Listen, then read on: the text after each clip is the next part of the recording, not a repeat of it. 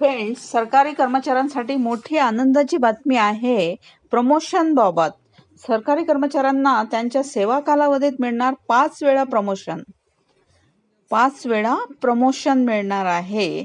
तर 7व्या वेतन आयोगाला 31 डिसेंबर 2025 रोजी 10 वर्षाचा काळ पूर्ण होणार आहे। यामुळे नवा 8वा वेतन आयोग स्थापनेला मान्यता देण्यात आली आहे। वेतन आयोगाचा आतापर्यंतचा इतिहास पाहिला असता प्रत्येक 10 वर्षांनी नवीन वेतन आयोग लागू होत आलाय। यानुसार 1 जानेवारी 2026 पासून नवीन 8वा वेतन आयोग लागू होणे अपेक्षित आहे। नवीन 8वा वेतन आयोग यासाठी केंद्रातील सरकारने जानेवारी 2025 मध्ये देशातील 1.15 कोटी सरकारी कर्मचाऱ्यांसाठी 8वा वेतन आयोगाच्या स्थापनेला मान्यता दिली असून सध्या याच वेतन आयोगाबाबत वेगवेगळ्या चर्चा सुरू आहेत। या चर्चांमधील सर्वात महत्त्वाचा घटक म्हणजे फिटनेस फॅक्टर। फिटनेस फॅक्टर व्यतिरिक्त 8व्या वेतन आयोगातील कर्मचाऱ्यांच्या प्रमोशन बाबत आणि महागाई भत्त्याबाबत देखील सध्या चर्चा सुरू आहे। खरं तर फिटनेस फॅक्टर हा कर्मचाऱ्यांचा पगार ठरवण्यात महत्त्वाची भूमिका निभावतो।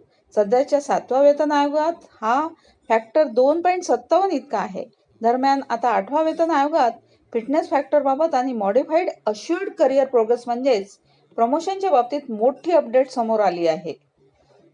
मोठी अपडेट आता समोर आलेली आहे।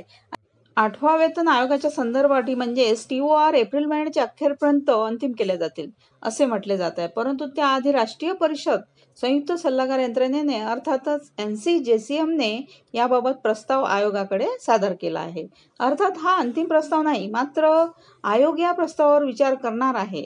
NCJCM दिलेल्या सदर प्रस्तावाला 2.86 च्या फिटनेस फॅक्टरची मागणी करण्यात आली आहे। जर समजा ही मागणी मान्य झाली तर किमान वेतन 18,000 रुपयावरून 51,480 रुपये होऊ शकते। पेन्शन 9,000 रुपयावरून 36,000 रुपयापर्यंत वाढू शकते। एवढेच नाही तर या प्रस्तावाबाबत प्रमोशन बाबत सुद्धा मोठी मागणी करण्यात आली आहे। यात मॉडिफाईड अश्युअर्ड करिअर प्रोग्रेस योजनेतही सुधारणा करण्याची मागणी करण्यात आली असून जर सरकारने या प्रस्तावाला मान्यता दिली तर एका कर्मचाऱ्याला त्याच्या सेवा कालावधीत किमान 5 वेळा पदोन्नती मिळण्याचा मार्ग मोकळा होणार आहे।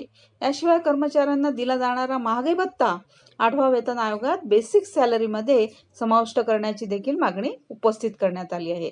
असे झाल्यास देशभरातील सरकारी कर्मचाऱ्यांसाठी ही एक मोठी भेट ठरणार आहे। थँक्यू।